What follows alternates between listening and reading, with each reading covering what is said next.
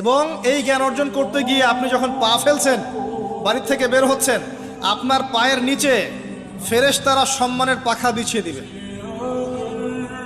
এমনকি আসমান জমিনের সমস্ত সৃষ্টি, এই গর্তের মধ্যে যে পিপিলিকা আছে, পিঁপড়া, এবং সমুদ্রের নিচে যত মাছ আছে, সমস্ত প্রাণী ওই আলেমের জন্য ইস্তেগফার করতে থাকে, ক্ষমা প্রার্থনা করতে থাকে। এই ফজিলত অন্য কোথাও পাবেন না। আর আমার সবচেয়ে পছন্দের একটা আমল আছে, ঘুমানোর সময় চেষ্টা করি কোনো রাত্রে যেন বাদ না যায়। আপনারাও চেষ্টা করবেন কোনো রাতে যেন এই আমলটা অন্তত বাদ না যায়। আলী রাদিয়াল্লাহু আনহু বলতেন যে যার সামান্য বিবেক বুদ্ধি আছে তার জন্য শোভা পায় না যে সে এই আমলটা না করেই ঘুমিয়ে যাবে। সেটা কি?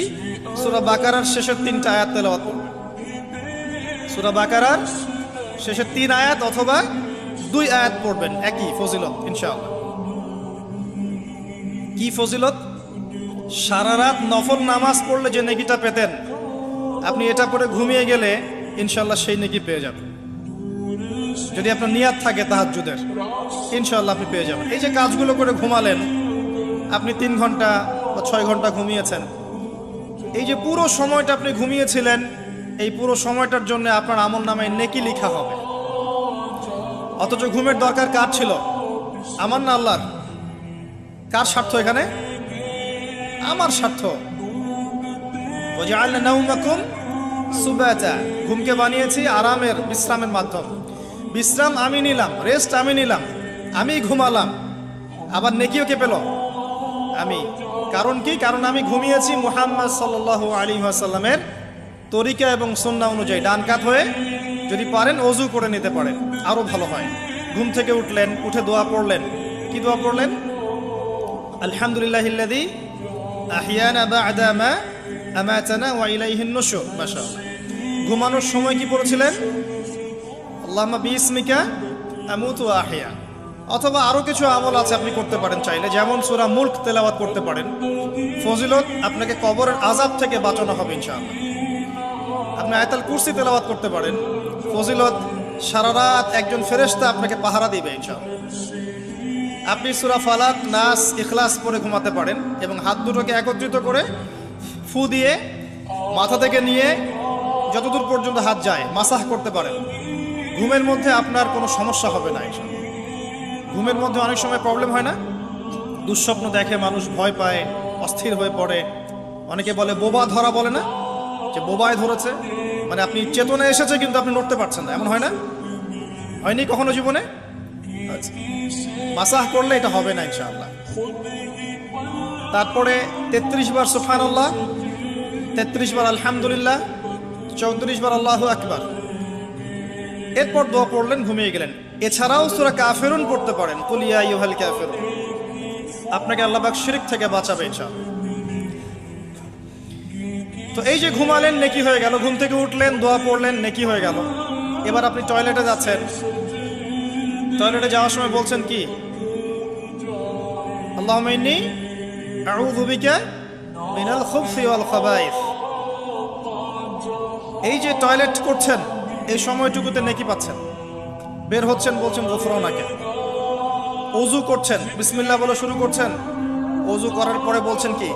আশহাদু আল্লা ইলাহা ইল্লাল্লাহ ওয়াহদাহু লা শারীকা লাহু ওয়া আশহাদু আন্না মুহাম্মাদান আবদুহু ওয়া রাসূলুহু আল্লাহুম্মা ইজআলনি মিনাত তাওয়াবিন ওয়াজআলনি মিনাল মুতাতাহহিরিন। ওযুটা কি হয়ে গেল? নেকি হয়ে গেল। এভাবে আপনি নামাজে যাচ্ছেন। এবার এই যে মসজিদে যাচ্ছেন পায়ে হেঁটে, প্রত্যেক পদক্ষেপে আপনার গুনাহ মাফ হচ্ছে, প্রত্যেক পদক্ষেপে আপনার নেকি হচ্ছে এবং রহমত বরকত হচ্ছে। এছাড়াও আপনার মর্যাদা আল্লাহর কাছে বাড়ছে। সলাতে নামাজ, জামায়াতে সলাত পড়ছেন, নর্মালি নামাজ পড়লে আপনি যে নেকি পেতেন তার চাইতে 25 বা 27 গুণ বেশি পাচ্ছেন। এবং একটা সামাজিক ঐক্য গড়ে উঠছে। সামাজিক ঐক্য, মুসলিমদের মধ্যে ভেদাভেদহীন একটা সাম্যের সমাজ গড়ে উঠছে নামাজের মধ্য দিয়ে, তাই নয় কি? নামাজটা নেকি। নামাজ শেষ হয়ে গেল, আপনি এখন বসে বসে জিকির আজগার করছেন। নামাজের পরে জিকির আছে না? নাকি ইমাম সাহেবের সাথে একটা মোনাজাত দিয়েই চলে যাবেন? কি করবেন? তাসবিহ তাহলিল নাই? আস্তাগফিরুল্লাহ আস্তাগফিরুল্লাহ আস্তাগফিরুল্লাহ নাই?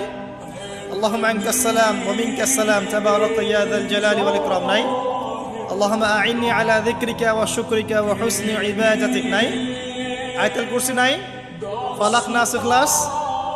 অনেক তাসবিহ তাহলিল আছে। 33 বার সুবহানাল্লাহ, 33 বার আলহামদুলিল্লাহ, 33 বার আল্লাহু আকবার, কালিমা শাহাদাত আছে না? এবং আপনি দোয়াও করবেন, কারণ ফরজ সালাতের পরে দোয়া কি হয়? কবুল হয়। তো এই যে নামাজটা আপনি পড়লেন, নেকি হয়ে গেল মাশাআল্লাহ। তাসবিহ তাহলিল করছেন, আপনি নেকি পাচ্ছেন, আলহামদুলিল্লাহ। এরপরে আপনি কোথায় যান? হয় পড়াশোনা করতে যান, অথবা আপনি স্কুল কলেজে যাচ্ছেন, অথবা মাদ্রাসায়, অথবা বাসায় পড়াশোনা করেন, অথবা ব্যবসায় যান, চাকরিতে যান, প্রশাসনের কাজে যান, রাষ্ট্রের কাজে চলে যান, এই তো করেন। দিনটা এভাবে শুরু হয় না? এখন যদি পড়াশোনার সেকশনে আপনি যান, স্টুডেন্ট হন আপনি, এবং আপনার পড়াশোনার উদ্দেশ্য যদি হয় যে আমি জ্ঞান অর্জন করব, এই উদ্দেশ্যে এই জ্ঞানকে কাজে লাগিয়ে আমি দিনের খেদমত করব, এই জ্ঞানটাকে কাজে লাগিয়ে কি করব? দিনের উপকার করব, দিনের খেদমত করব, মানুষের উপকার করব, জাতির, দেশের, আপনার উম্মার, জনগণের কল্যাণ করব, ভালো কিছু করব। আপনার এই জ্ঞান অর্জনটা কি হবে জানেন? ইবাদত, এবং এটা বড় ইবাদত। আমলের চেয়ে ইলমের মূল্যটা বেশি। আল ইলমু ক্বাবলা আল কওলি ওয়াল আমাল, কথা কাজের আগে হচ্ছে জ্ঞান।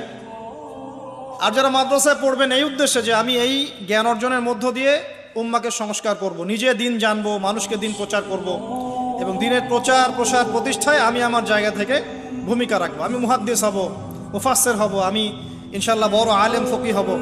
অহংকার করব না, মানুষকে সঠিক দিনটা জানানোর জন্য, আল্লাহর সন্তুষ্টির জন্য আমি দিন শিখবো। ইবাদত হবে না? এবং তার মর্যাদা এত বেশি হবে, এত বেশি হবে। নবী সাল্লাল্লাহু আলাইহি ওয়াসাল্লাম বলেছেন, সাধারণ মানুষের উপরে নবী সাল্লাল্লাহু আলাইহি ওয়াসাল্লামের যে মর্যাদা, ইবাদত গুজারদের উপর আলেমের সেই মর্যাদা। এবং এই জ্ঞান অর্জন করতে গিয়ে আপনি যখন পা ফেলছেন, বাড়ির থেকে বের হচ্ছেন, আপনার পায়ের নিচে ফেরেশতারা সম্মানের পাখা বিছিয়ে দিবে। এমনকি আসমান জমিনের সমস্ত সৃষ্টি, এই গর্তের মধ্যে যে পিপিলিকা আছে, পিঁপড়া, এবং সমুদ্রের নিচে যত মাছ আছে, সমস্ত প্রাণী ওই আলেমের জন্য ইস্তেগফার করতে থাকে, ক্ষমা প্রার্থনা করতে থাকে। এই ফজিলত অন্য কোথাও পাবেন না। এমনকি যতক্ষণ সে ইলম অর্জনের পথে আছে, সে আল্লাহর রাস্তাতেই আছে, ফি সাবিলিল্লাহ সে কাজ করছে। আপনি যদি জেনারেল লাইনেও পড়াশোনা করেন, কিন্তু আপনি চিন্তা করছেন আমি এই পড়াশোনা দিয়ে দেশের, জাতির, উম্মার, মানবতার কল্যাণে কাজ করব, দিনকে এগিয়ে নিব। একজন মেডিকেল ডক্টর, তিনি দিনের খেদমত করতে পারেন না? একজন ইঞ্জিনিয়ার, তিনি দিনের খেদমত করতে পারবে না? একজন ভালো সৎ পুলিশ অফিসার পারবে না? পারবে না? একজন ভালো সেনাবাহিনীর মেজর জেনারেল পারবে না? একজন সামাজিক নেতা পারবে না? একজন এমপি মন্ত্রী পারবে না? একজন পলিটিশিয়ান উম্মার খেদমত করতে পারবে না? সবাই সবার জায়গা থেকে পারবে। আল্লাহ এমনভাবে দিনটাকে সৃষ্টি করেছেন। ইসলাম এত প্রশস্ত একটা দিন যে মানুষ বিভিন্ন জায়গায় থাকবে, সে তার জায়গায় থেকেই দিনের খেদমত করতে পারবে ইনশাআল্লাহ। একজন শিক্ষক পারবে না দিনের খেদমত করতে? একজন ভালো অর্থনীতিবিদ পারবে না? সবাই পারবে। শুধু প্রয়োজন কি জানেন? দিনটা বোঝা, নিজের উপর আমল করা, এবং দিন প্রতিষ্ঠার ফিকির থাকা। একজন ডক্টরের কাছে রুগী আসছে, প্রত্যেকটা রুগী দেখছেন, দেখার সময় খালি বলছেন যে ভাই 5টা ওয়াক্ত নামাজটা ঠিক মতো পড়েন, আপনার শরীর ভালো, রিপোর্ট খুব ভালো আছে, মাঝে মাঝে একটু রোজা রাখেন। ডাক্তারের কথা শুনবে না রুগী? শুনবে না? একজন মানুষ, মনে করেন member, chairman, whoever he is, সে তার এলাকার নেতা, তো মানুষের মধ্যে জনকল্যাণমূলক কাজ করছে, শীত বস্ত্র বিতরণ করছে, রাস্তাঘাট নির্মাণ করছে, করার সময় মানুষকে বলছে যে এই যে দিলাম, এটা আল্লাহর রিজিক, তোমাদেরকে দিলাম, তোমরা আল্লাহর ইবাদত করো। বলা যাবে না? দিনের খেদমত করা যায় না? শুধুমাত্র দরকার নিয়াত। কি দরকার? নিয়াত, এবং জানা যে আমার কাজের প্রতিদানটা কি। এই যে আমি কাজগুলো করছি, এর প্রতিদান হচ্ছে আল্লাহ পরকালে আমাকে জান্নাত দিবেন ইনশাআল্লাহ। দুনিয়াতে আমি কি পাই না পাই সেটার হিসাব পরে, পরকালে আল্লাহ পাক আমাকে জান্নাত দিবেন ইনশাআল্লাহ। এভাবে আপনি আপনার জীবনের প্রতিটা কাজকেই ইবাদত বানাতে পারেন। ওয়ামা খালাকতুল জিন্না ওয়াল ইনসা ইল্লা লিয়াবুদুন। নাস্তিকদের কথার জবাব পেয়েছেন? এটা অন্য ধর্মের ক্ষেত্রে প্রযোজ্য, যে শুধু ইবাদত বন্দেগী বা পূজা অর্চনা তারা যেটা করে এটাই ইবাদত বলে গণ্য হয়, কিন্তু ইসলামের মধ্যে প্রতিটা কাজই ইবাদত বলে গণ্য হয় যদি আপনি প্রতিটা কাজ নবী সাল্লাল্লাহু আলাইহি ওয়াসাল্লামের তরিকা এবং সুন্নত মোতাবেক করতে পারেন। আমার কথা কি বোঝা যাচ্ছে ভাই? আলহামদুলিল্লাহ। এবার ধরেন আপনি বাসায় ফিরে আসলেন, মাঝখানে জোহরের নামাজ পড়েছেন, আসরের নামাজ পড়েছেন জামাতে, জামাত যদি ছুটে যায় বাসায় জামাত করেছেন, বা আপনার অফিসে জামাত করেছেন, ব্যবসা প্রতিষ্ঠানে জামাত করেছেন, অথবা একাই হয়তো পড়তে বাধ্য হয়েছেন, পড়েছেন, নামাজ পড়েছেন। নামাজ পড়ার পরে আপনি সন্ধ্যায় বাসায় ফিরে আসলেন। বাসায় ফিরে আমরা কি করি? পরিবারকে সময় দেই না? ওখানে খাওয়া দাওয়া করি, গল্প গুজব করি, পরিবারকে সময় দেই। এখন অবশ্য এই সময় দেওয়ার প্রবণতা কমে যাচ্ছে, সবার হাতে হাতে এখন স্মার্টফোন।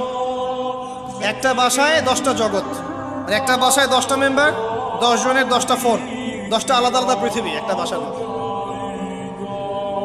আগে ওই যে টেলিভিশন ছিল না, এখন তো টেলিভিশন উঠে যাচ্ছে, তাই না? আগে যখন টেলিভিশন ছিল, টেলিভিশন কিন্তু ড্রয়িং রুমের মধ্যে ছিল, মনে আছে? মানে বাসার সব মেম্বার একসাথে বসে টিভি দেখত। এখানে কিন্তু অশ্লীলতার পরিমাণটা একটু কম ছিল, চাইলে যে কোনো চ্যানেল সে দেখতে পারবে না, পারবে? পারবে না। এখন ঘরে ঘরে স্মার্টফোন, ও যা ইচ্ছা তাই করতে পারে। আমরা হয়তো মনে করছি বাসা থেকে টিভি সরিয়ে দিয়েছি, একটা জিহাদ করেছি, মাশাআল্লাহ। ওই টিভি সরিয়ে যে ঘরে ঘরে আবার একটা জেনার মেশিন ঢুকিয়ে দিয়েছি, এটা বুঝতে পারছি না। তো এই যে পরিবারকে সময় দেয়া, এটা কিন্তু ইবাদত। পরিবারের খোঁজ খবর নেয়া, স্ত্রীর সাথে কথোপকথন করা, পরিবারের সমস্যাগুলোকে ডিল করা, একসাথে খেতে বসা, একসাথে এক দস্তরখানায় খেতে বসা, প্রয়োজনে বড় প্লেট নেওয়া, প্লেটের চারপাশে সবাই মিলে খাবে, এটাও সুন্নাহ। এতে করে মহব্বত বাড়বে, খাবারে বারাকা হবে। আমরা কিন্তু এগুলো পালন করি না, সংস্কৃতি নাই আমাদের মধ্যে, চর্চা নাই। বাচ্চা কাচ্চা থেকে সময় দেই না। বাচ্চা কাচ্চাকে পিতা মাতা সময় না দিলে এই বাচ্চা কার কাছে মানুষ হবে? কাজের বুয়ার কাছে মানুষ হবে, তাই না? অথবা ডে কেয়ার সেন্টারে মানুষ হবে। তো এই কার কাছ থেকে ভদ্রতা শিখবে? সে তো তাদের মানসিকতাতেই গড়ে উঠবে। তো বাচ্চা কাচ্চাদেরকে সময় দেয়া, পরিবারের সদস্যদেরকে সময় দেয়া ইবাদত। নবী করিম সাল্লাল্লাহু আলাইহি ওয়াসাল্লাম তার স্ত্রীর কোলে মাথা রেখে শুয়ে থাকতেন, ইবাদত। মাথা রেখে শুয়ে তিনি কোরআন তেলাওয়াত করতেন। আমরা যারা বৈবাহিক জীবনে আছি কখনো করেছি?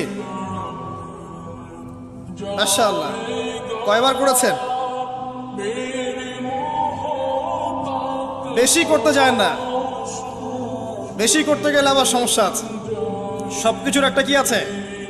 লিমিট আছে। বেশি করতে গেলে ব্যক্তিত্ব কমে যাবে, তখন দেখবেন আপনার উপর খবরদারি করছে। ভারসাম্য বজায় রাখতে হবে। যাই হোক, এমনকি তিনি বলেছেন, আয়েশা রাদিয়াল্লাহু আনহা তিনি বলেছেন যে আমি যে গোশতের টুকরাটা খেতাম, নবী সাল্লাল্লাহু আলাইহি ওয়াসাল্লাম ওইখানেই মুখ দিতেন যেখানে আমি ছিঁড়েছি।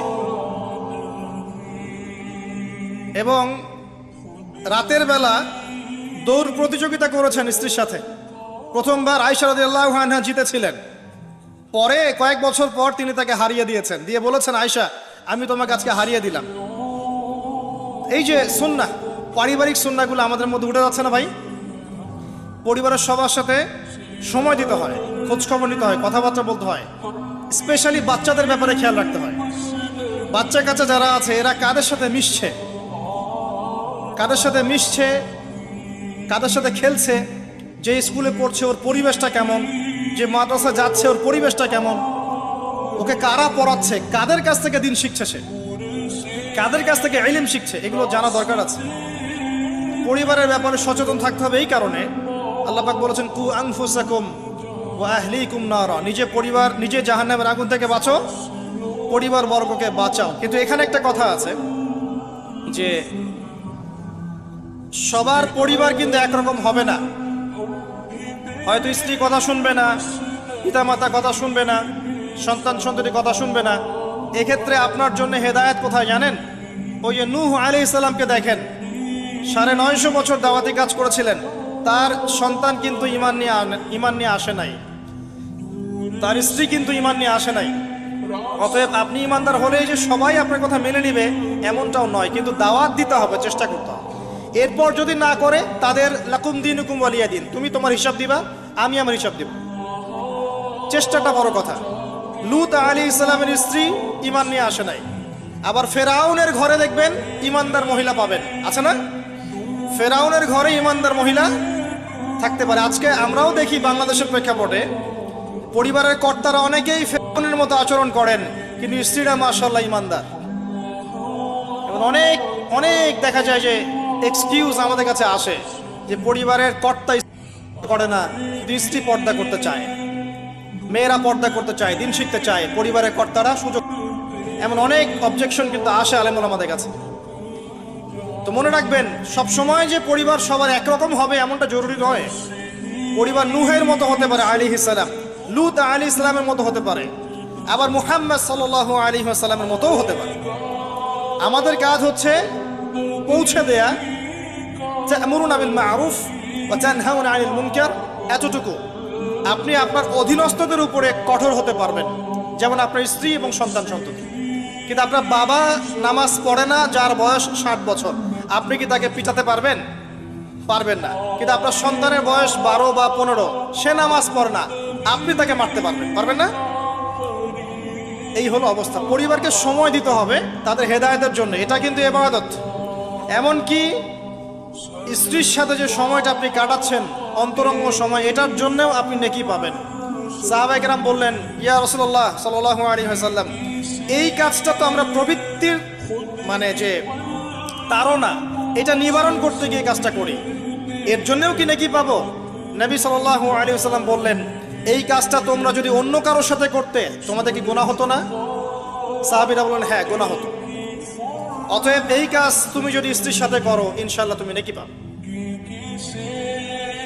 সন্তানদেরকে বড় করছি, এই সন্তানদেরকে এই নিয়াতে বড় করতে হবে যে এরা বড় হয়ে আল্লাহর দ্বীনকে এগিয়ে নিবে, আল্লাহর পথে দায়ী হবে, আলেম হবে, মুজাহিদ হবে, মুহাদ্দিস হবে, মুফাসসির হবে, তারা দ্বীনের খেদমত করবে। এই সন্তান আপনার জন্য সাদকায়ে জারিয়ার মাধ্যম হবে ইনশাআল্লাহ। কিছু না হোক, সন্তান ভালো মানুষ হবে, তার দ্বারা কেউ ক্ষতিগ্রস্ত হবে না, সে মানবতার কল্যাণে কাজ করবে, আপনি ওই সন্তানের জন্য নেকি পাবেন ইনশাআল্লাহ তাআলা। এই যে আপনার পুরো জীবন, শুরু থেকে ঘুম থেকে নিয়ে একেবারে পরিবার, সমাজ, রাষ্ট্র পরিচালনা পর্যন্ত প্রত্যেকটা কাজ যদি কোরআন এবং সুন্নাহর অনুকূলে হয় এবং নবী সাল্লাল্লাহু আলাইহি ওয়াসাল্লামের সুন্নাহ পদ্ধতিতে হয়, পুরো জীবনটাই আপনি নেকি পাচ্ছেন আলহামদুলিল্লাহ। এটাই সেই আয়াত, ওয়া মা খালাকতুল জিন্না ওয়াল ইনসা ইল্লা লিয়াবুদুন, আমি মানুষ এবং জিনকে সৃষ্টি করেছি শুধুমাত্র আমার ইবাদত করার জন্য। এবার আসেন, আল্লাহ পাক যখন আমাদেরকে সৃষ্টি করেননি তখন কি ছিল? কারা ছিল পৃথিবীতে? সর্বপ্রথমে কারা ছিল?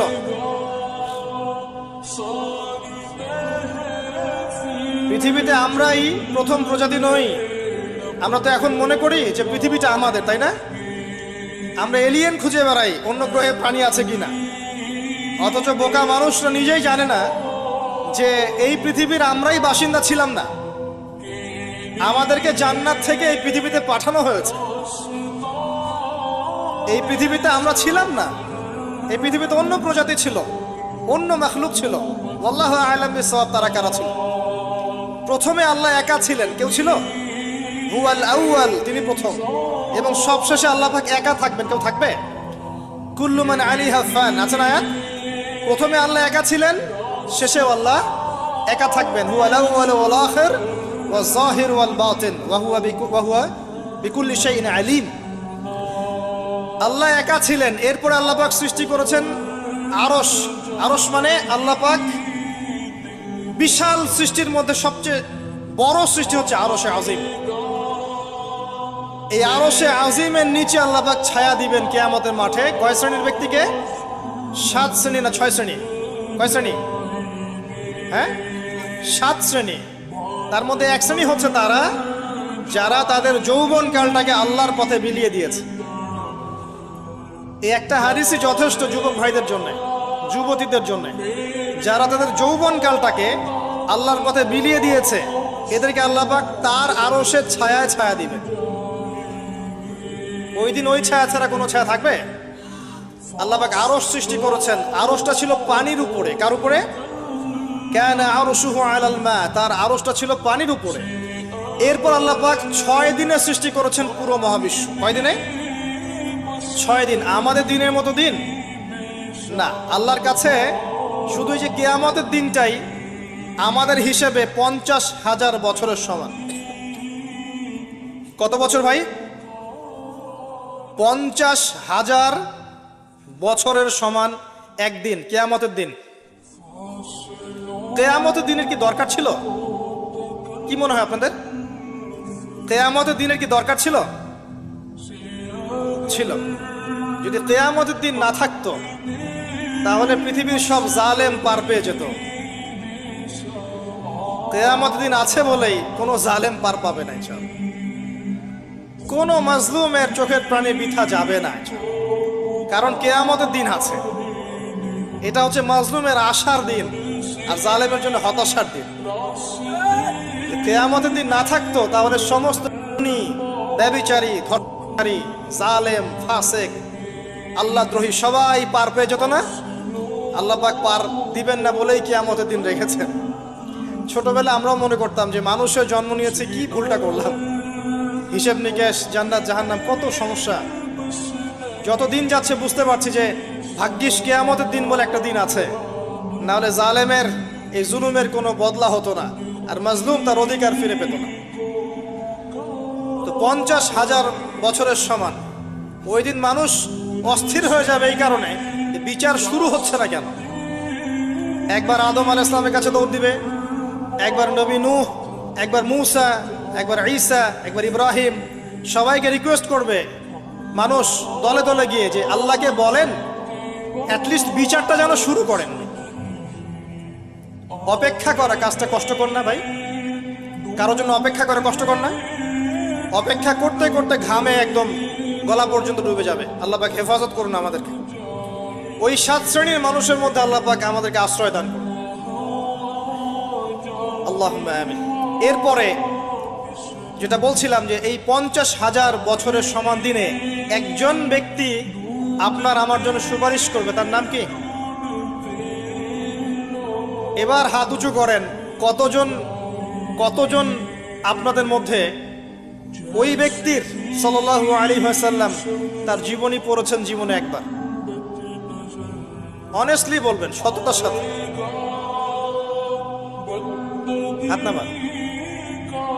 এবার চিন্তা করেন, এই যে আমরা স্লোগানগুলো দেই যে আল কোরআনের আলো ঘরে ঘরে জ্বালো, নারায়ে তাকবীর, আল্লাহু আকবার, স্লোগান দেই না অনেক? বাস্তবতা স্লোগানের মধ্যে পার্থক্য নাই?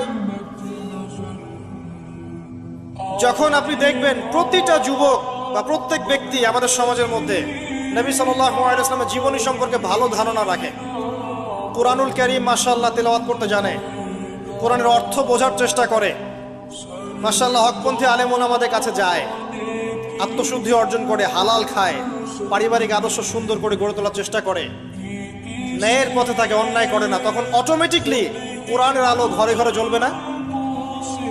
তাহলে মূল কাজটা কি আইওয়াশ এবং শোডাউন করা, না মূল কাজ করা? মূল কাজটা কি? আমরা কিন্তু মূল কাজটা করতে চাচ্ছি না, মূল কাজটাকে আমরা ততটা গুরুত্ব দিচ্ছি না যতটা যৌগিক বিষয়গুলোকে গুরুত্ব দিচ্ছি।